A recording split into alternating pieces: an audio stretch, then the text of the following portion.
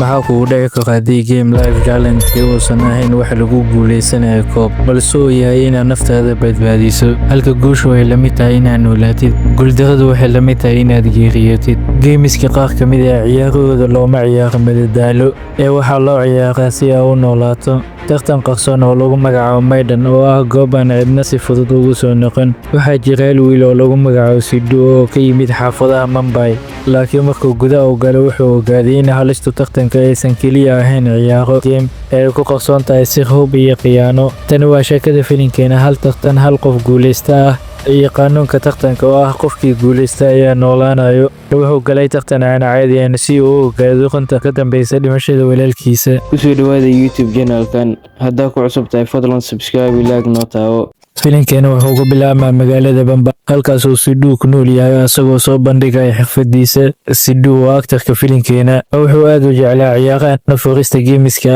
iyo halis qaadashada markuu geemka dheelayo Sidhu wuxuu dhiirigelin jiray walaalkiisa Nihal oo horey uga qayb galay tartan qarsoon oo lagu magacaabo Maydhan laakiin Nihal wuxuu ku dhintay tartankaas Sidhu wuxuu ogaaday in geerida walaalkiisa aysan shil ahayn ee ay jiraan dad ku lug leh taasoo shaki ku abuurtay Sidhu wuxuu go'aansaday inuu tago Poland halkaas oo lagu qabto tartanka qarsoon ee Maydhan halkaas ayuu kula kulmaa Alia waa gabar influencer ah oo taageerta Sidhu Patricia waa gabar booliis caalami ah oo baaraysa dambiyada geemka Maydhan Dave waa hogaamiyaha tartanka waana ninka awoodda khaaska leh kuna fushaday awooddiisa qorshayaal waaweyn tartanka waxaa loo habeeyaa sida geem Geeri ah qof walba halista ayuu naftiisa gelinaya tartankuna qaybihiisu waa 3 qaybood qofkii ku guuleysta asaga ayaa lacagta iyo guushiisa la leh wareegyada geemka waxay kala yihiin wareegga koowaad tartan gawaari iyo qof kasta inuu calan helo oo gawaaridaas oo xawaari iyo qaraxyo badan leh wareegga labaad tartan silsilado oo 2 qof ah dad cunaya iyo caqabado cajiib ah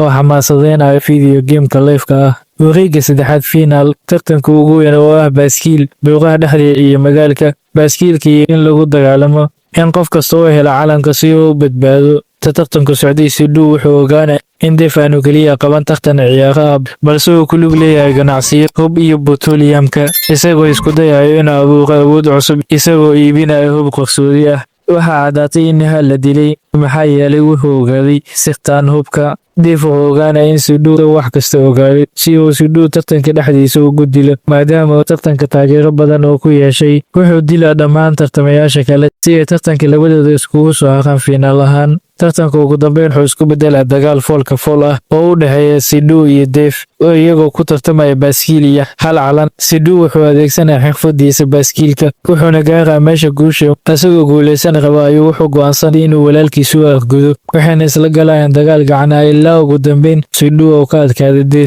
Dave meeshaas ayuu si xun ugu dhimanaa waxaana la soo bandhigaa dhammaan qorshihiisa Dave tartankii qarsoodiga ee Maydhan waa la burburinaa Alia iyo Patricia waxay ka caawinayeen in runta loo bandhigo dunida filimka wuxuu ku dhamaanaa firin kaliya kan guuleysta ayaa noolaan kara waana sababta qofka guuldareysta geemka u dhimanayo